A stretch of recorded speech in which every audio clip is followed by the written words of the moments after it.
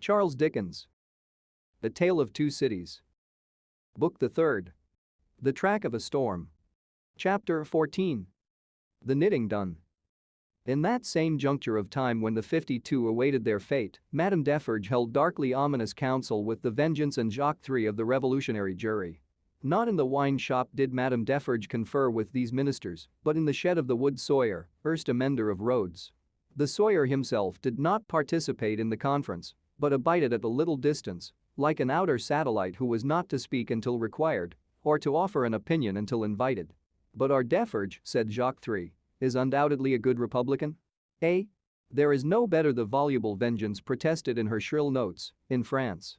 "Peace, little Vengeance," said Madame Defarge, laying her hand with a slight frown on her lieutenant's lips. "Hear me speak.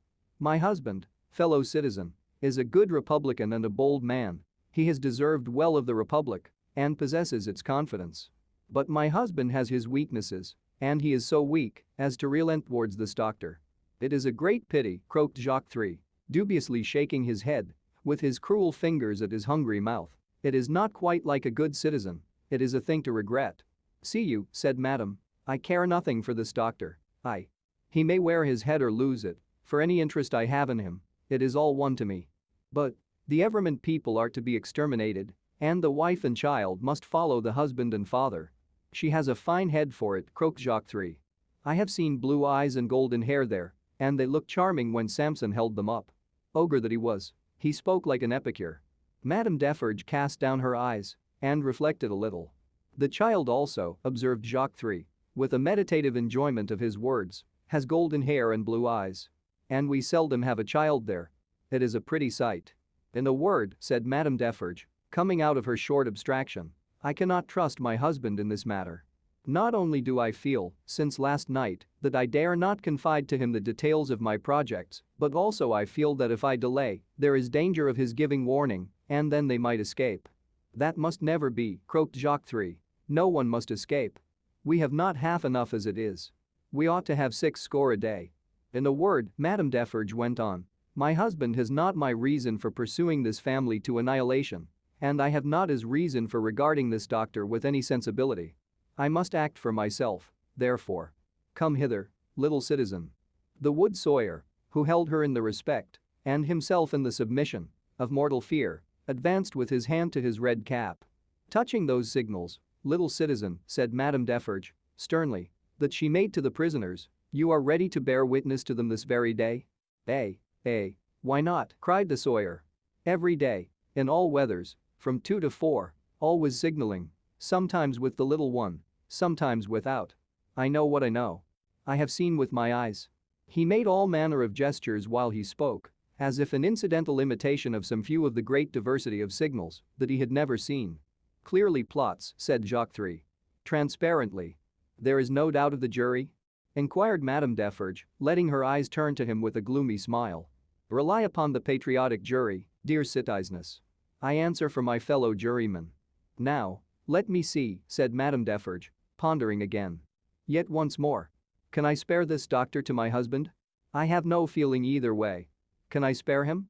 "He would count as one head," observed Jacques III, in a low voice. "We really have not heads enough, it would be a pity, I think." "He was signaling with her when I saw her," argued Madame Defarge. "I cannot speak of one without the other, and I must not be silent and trust the case wholly to him, this little citizen here. For I am not a bad witness." The Vengeance and Jacques III vied with each other in their fervent protestations that she was the most admirable and marvelous of witnesses. The little citizen, not to be outdone, declared her to be a celestial witness. "He must take his chance," said Madame Defarge. "No, I cannot spare him. You are engaged at 3 o'clock. You are going to see the batch of today executed. You?" The question was addressed to the wood sawyer, who hurriedly replied in the affirmative, seizing the occasion to add that he was the most ardent of Republicans and that he would be in effect the most desolate of Republicans if anything prevented him from enjoying the pleasure of smoking his afternoon pipe in the contemplation of the droll national barber. He was so very demonstrative herein that he might have been suspected, perhaps was, by the dark eyes that looked contemptuously at him out of Madame Defarge's head, of having his small individual fears for his own personal safety every hour in the day. "I," said Madame, "am equally engaged at the same place." After it is over, say at 8 tonight, come you to me in Saint Antoine, and we will give information against these people at my section." The wood sawyer said he would be proud and flattered to attend the citizeness. The citizeness looking at him. He became embarrassed, evaded her glance as a small dog would have done, retreated among his wood, and hid his confusion over the handle of his saw. Madame Defarge beckoned the juryman and the vengeance a little nearer to the door, and there expounded her further views to them thus. She will now be at home, awaiting the moment of his death. She will be mourning and grieving. She will be in a state of mind to impeach the justice of the Republic. She will be full of sympathy with its enemies. I will go to her. What an admirable woman, what an adorable woman, exclaimed Jacques III, rapturously. Ah, my cherished, cried the vengeance, and embraced her. Take you my knitting, said Madame Defarge, placing it in her lieutenant's hands, and have it ready for me in my usual seat. Keep me my usual chair. Go you there, straight, for there will probably be a greater concourse than usual, today. I willingly obey the orders of my chief, said the vengeance with alacrity, and kissing her cheek. You will not be late? I shall be there before the commencement. And before the tumbrils arrive. Be sure you are there, my soul, said the vengeance, calling after her, for she had already turned into the street, before the tumbrils arrive. Madame Defarge slightly waved her hand to imply that she heard and might be relied upon to arrive in good time, and so went through the mud and round the corner of the prison wall. The vengeance and the juryman, looking after her as she walked away, were highly appreciative of her fine figure and her superb moral endowments. There were many women at that time upon whom the time laid a dreadfully disfiguring hand, but there was not one among them more to be dreaded than this ruthless woman, now taking her way along the streets. Of a strong and fearless character, of shrewd sense and readiness, of great determination, of that kind of beauty which not only seems to impart to its possessor firmness and animosity, but to strike into others an instinctive recognition of those qualities. The troubled time would have heaved her up under any circumstances. But, imbued from her childhood with a brooding sense of wrong and an inveterate hatred of a class, opportunity had developed her into a tigress. She was absolutely without pity. If she had ever had the virtue in her, it had quite gone out of her. It was nothing to her that an innocent man was to die for the sins of his forefathers. She saw, not him, but them. It was nothing to her that his wife was to be made a widow and his daughter an orphan. That was insufficient punishment, because they were her natural enemies and her prey, and as such had no right to live. To appeal to her was made hopeless by her having no sense of pity, even for herself. If she had been laid low in the streets, in any of the many encounters in which she had been engaged, she would not have pitied herself, nor, if she had been ordered to the axe tomorrow, would she have gone to it with any softer feeling than a fierce desire to change places with the man who sent her there. Such a heart Madame Defarge carried under her rough robe. Carelessly worn, it was a becoming robe enough, in a certain weird way, and her dark hair looked rich under her coarse red cap. Lying hidden in her bosom was a loaded pistol. Lying hidden at her waist was a sharpened dagger.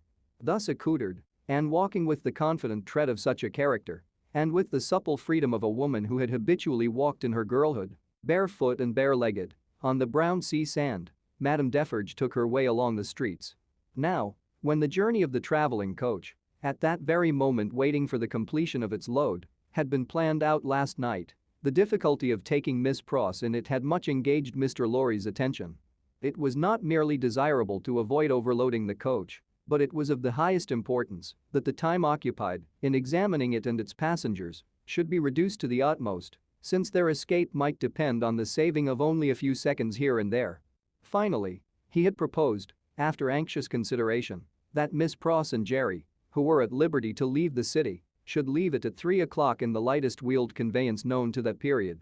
Unencumbered with luggage, they would soon overtake the coach and, passing it and preceding it on the road, would order its horses in advance and greatly facilitate its progress during the precious hours of the night, when delay was the most to be dreaded. Seeing in this arrangement the hope of rendering real service in that pressing emergency, Miss Pross hailed it with joy. She and Jerry had beheld the coach start, had known who it was that Solomon brought, had passed some 10 minutes in tortures of suspense, and were now concluding their arrangements to follow the coach, even as Madame Defarge, taking her way through the streets, now drew nearer and nearer to the else deserted lodging in which they held their consultation. "Now what do you think, Mr. Cruncher?" said Miss Pross, whose agitation was so great that she could hardly speak, or stand, or move, or live. What do you think of our not starting from this courtyard? Another carriage having already gone from here today. It might awaken suspicion. My opinion, miss, returned Mr. Cruncher, is as you're right. Likewise what I'll stand by you, right or wrong. I am so distracted with fear and hope for our precious creatures, said Miss Pross, wildly crying, that I am incapable of forming any plan. Are you capable of forming any plan, my dear good Mr. Cruncher? Respect in a future spiro life, miss, returned Mr. Cruncher, I hope so. Respect in any present use o' this here blessed old head o' mine, I think not. Would you do me the favor, miss, to take notice o' two promises and wows what it is my wishes fur to record in this here crisis? Oh, for gracious sake, cried Miss Pross, still wildly crying, record them at once and get them out of the way, like an excellent man. First, said Mr. Cruncher, who was all in a tremble and who spoke with an ashy and solemn visage, them poor things well out o' this, never no more will I do it, never no more. I am quite sure, Mr. Cruncher, returned Miss Pross, that you never will do it again, whatever it is, and I beg you not to think it necessary to mention more particularly what it is. No, miss, returned Jerry, it shall not be named to you. Second, them poor things well out o' this, and never no more will I interfere with Mrs. Cruncher's flopping, never no more. Whatever housekeeping arrangement that may be, said Miss Pross, striving to dry her eyes and compose herself, I have no doubt it is best that Mrs. Cruncher should have it entirely under her own superintendence. Oh my poor darlings. I go so far as to say, miss, moreover, proceeded Mr. Cruncher, with a most alarming tendency to hold forth, as from a pulpit, and let my words be took down, and took to Mrs. Cruncher through yourself, that what my opinions respect in flopping has undergone a change, and that what I only hope with all my heart as Mrs. Cruncher may be a flopping at the present time. There. I hope she is, my dear man, cried the distracted Miss Pross, and I hope she finds it answering her expectations. Forbid it, proceeded Mr. Cruncher, with additional solemnity, additional slowness, and additional tendency to hold forth and hold out, as anything what I have ever said or done should be wisited on my earnest wishes for them poor creeters now. Forbid it, as we shouldn't all flop if it was anyways convenient to get 'em out o' this here dismal risk. Forbid it, miss. What I say, forbid it. This was Mr. Cruncher's conclusion after a protracted but vain endeavor to find a better one. And still Madame Defarge, pursuing her way along the streets, came nearer and nearer. If we ever get back to our native land, said Miss Pross, you may rely upon my telling Mrs. Cruncher as much as I may be able to remember and understand of what you have so impressively said. And at all events you may be sure that I shall bear witness to your being thoroughly in earnest at this dreadful time. Now, pray let us think. My esteemed Mr. Cruncher, let us think. Still, Madame Defarge, pursuing her way along the streets, came nearer and nearer. If you were to go before, said Miss Pross, and stop the vehicle and horses from coming here, and were to wait somewhere for me, wouldn't that be best? Mr. Cruncher thought it might be best. Where could you wait for me? Asked Miss Pross. Mr. Cruncher was so bewildered that he could think of no locality but Temple Bar. Alas! Temple Bar was hundreds of miles away, and Madame Defarge was drawing very near indeed. By the cathedral door, said Miss Pross. Would it be much out of the way to take me in, near the great cathedral door between the two towers? No, miss, answered Mr. Cruncher. Then, like the best of men, said Miss Pross, go to the posting house straight and make that change. I am doubtful, said Mr. Cruncher, hesitating and shaking his head, about leaving of you, you see. We don't know what may happen. Heaven knows we don't, returned Miss Pross, but have no fear for me. Take me in at the cathedral at 3 o'clock, or as near it as you can, and I am sure it will be better than our going from here. I feel certain of it. There. Bless you, Mr. Cruncher. Think not of me, but of the lives that may depend on both of us. This exordium, and Miss Pross's two hands in quite agonized entreaty clasping his, decided Mr. Cruncher. With an encouraging nod or two, he immediately went out to alter the arrangements and left her by herself to follow as she had proposed. The having originated a precaution which was already in course of execution was a great relief to Miss Pross. The necessity of compassing her appearance so that it should attract no special notice in the streets was another relief. She looked at her watch, and it was 20 minutes past 2. She had no time to lose, but must get ready at once. Afraid, in her extreme perturbation, of the loneliness of the deserted rooms and of half-imagined faces peeping from behind every open door in them, Miss Pross got a basin of cold water and began laving her eyes, which were swollen and red.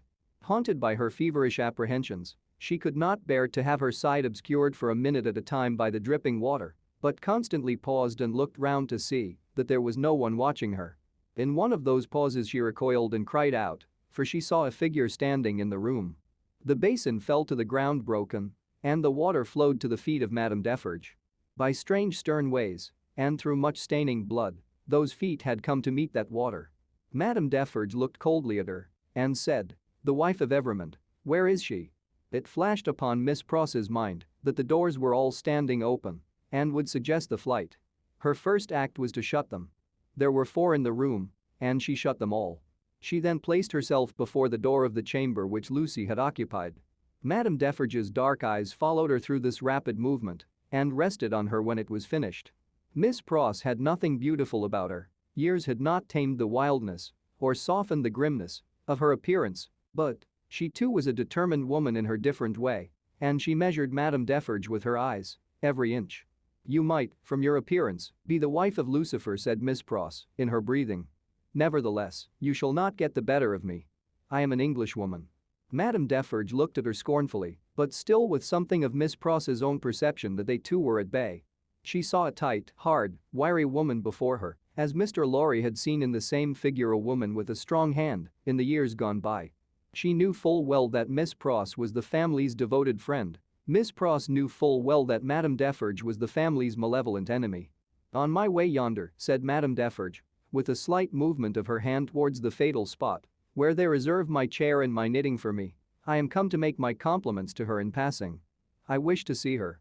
"I know that your intentions are evil," said Miss Pross, "and you may depend upon it, I'll hold my own against them." Each spoke in her own language, neither understood the other's words, both were very watchful and intent to deduce from look and manner what the unintelligible words meant. "It will do her no good to keep herself concealed from me at this moment," said Madame Defarge. "Good patriots will know what that means. Let me see her. Go tell her that I wish to see her. Do you hear?" "If those eyes of yours were bed winches," returned Miss Pross, "and I was an English four-poster, they shouldn't loose a splinter of me. No, you wicked foreign woman, I am your match." Madame Defarge was not likely to follow these idiomatic remarks in detail, but she so far understood them as to perceive that she was set at naught. "Woman imbecile and pig-like," said Madame Defarge, frowning. "I take no answer from you. I demand to see her. Either tell her that I demand to see her, or stand out of the way of the door and let me go to her." This, with an angry explanatory wave of her right arm. "I little thought," said Miss Pross, "that I should ever want to understand your nonsensical language, but I would give all I have, except the clothes I wear, to know whether you suspect the truth or any part of it." Neither of them for a single moment released the other's eyes. Madame Defarge had not moved from the spot where she stood when Miss Pross first became aware of her, but she now advanced one step. "I am a Briton," said Miss Pross. "I am desperate. I don't care an English twopence for myself. I know that the longer I keep you here, the greater hope there is for my ladybird. I'll not leave a handful of that dark hair upon your head if you lay a finger on me." Thus Miss Pross, with a shake of her head and a flash of her eyes between every rapid sentence, and every rapid sentence a whole breath. Thus Miss Pross, who had never struck a blow in her life. But her courage was of that emotional nature that it brought the irrepressible tears into her eyes. This was a courage that Madame Defarge so little comprehended as to mistake for weakness. "Ha, ha," she laughed, "you poor wretch. What are you worth? I address myself to that doctor." Then she raised her voice and called out, "Citizen doctor. Wife of Evremond. Child of Evremond. Any person but this miserable fool," answered the citizeness Defarge. Perhaps the following silence, perhaps some latent disclosure in the expression of Miss Pross's face, perhaps a sudden misgiving apart from either suggestion, whispered to Madame Defarge that they were gone. 3 of the doors she opened swiftly and looked in. "Those rooms are all in disorder, there has been hurried packing, there are odds and ends upon the ground. There is no one in that room behind you. Let me look." "Never," said Miss Pross, who understood the request as perfectly as Madame Defarge understood the answer. "If they are not in that room, they are gone and can be pursued and brought back," said Madame Defarge to herself. "As long as you don't know whether they are in that room or not, you are uncertain what to do," said Miss Pross to herself, "and you shall not know that if I can prevent your knowing it, and know that or not know that you shall not leave here while I can hold you. I have been in the streets from the first, nothing has stopped me, I will tear you to pieces, but I will have you from that door," said Madame Defarge. "We are alone at the top of a high house in a solitary courtyard. We are not likely to be heard. And I pray for bodily strength to keep you here. Well, every minute you are here is worth 100,000 guineas to my darling," said Miss Pross. Madame Defarge made at the door. Miss Pross, on the instinct of the moment, seized her round the waist in both her arms and held her tight. It was in vain for Madame Defarge to struggle and to strike. Miss Pross, with the vigorous tenacity of love, always so much stronger than hate, clasped her tight and even lifted her from the floor in the struggle that they had. The two hands of Madame Defarge buffeted and tore her face, but Miss Pross, with her head down, held her round the waist and clung to her with more than the hold of a drowning woman. Soon, Madame Defarge's hands ceased to strike and felt at her encircled waist. "It is under my arm," said Miss Pross, in smothered tones. "You shall not draw it. I am stronger than you. I bless heaven for it. I hold you till one or other of us faints or dies." Madame Defarge's hands were at her bosom. Miss Pross looked up, saw what it was, struck at it, struck out a flash and a crash, and stood alone, blinded with smoke. All this was in a second. As the smoke cleared, leaving an awful stillness, it passed out on the air, like the soul of the furious woman whose body lay lifeless on the ground. In the first fright and horror of her situation, Miss Pross passed the body as far from it as she could and ran down the stairs to call for fruitless help. Happily, she bethought herself of the consequences of what she did in time to check herself and go back. It was dreadful to go in at the door again, but she did go in and even went near it to get the bonnet and other things that she must wear. These she put on, out on the staircase, first shutting and locking the door and taking away the key. She then sat down on the stairs a few moments to breathe and to cry, and then got up and hurried away. By good fortune she had a veil on her bonnet, or she could hardly have gone along the streets without being stopped. By good fortune, too, she was naturally so peculiar in appearance as not to show disfigurement like any other woman. She needed both advantages, for the marks of gripping fingers were deep in her face, and her hair was torn, and her dress, hastily compassed with unsteady hands, was clutched and dragged 100 ways. In crossing the bridge, she dropped the door key in the river. Arriving at the cathedral some few minutes before her escort, and waiting there, she thought, what if the key were already taken in a net? What if it were identified? What if the door were opened and the remains discovered? What if she were stopped at the gate, sent to prison, and charged with murder? In the midst of these fluttering thoughts, the escort appeared, took her in, and took her away. "Is there any noise in the streets?" she asked him. "The usual noises," Mr. Cruncher replied, and looked surprised by the question and by her aspect. "I don't hear you," said Miss Pross. "What do you say?" It was in vain for Mr. Cruncher to repeat what he said. Miss Pross could not hear him. "So I'll nod my head," thought Mr. Cruncher, amazed. "At all events she'll see that." And she did. "Is there any noise in the streets now?" asked Miss Pross again. "Presently." Again Mr. Cruncher nodded his head. "I don't hear it." "Gone deaf in an hour," said Mr. Cruncher, ruminating, with his mind much disturbed. "What's come to her?" "I feel," said Miss Pross, "as if there had been a flash and a crash, and that crash was the last thing I should ever hear in this life. Blessed if she ain't in a queer condition," said Mr. Cruncher, more and more disturbed. "What can she have been a-taken to keep her courage up? Hark! There's the roll of them dreadful carts. You can hear that, miss?"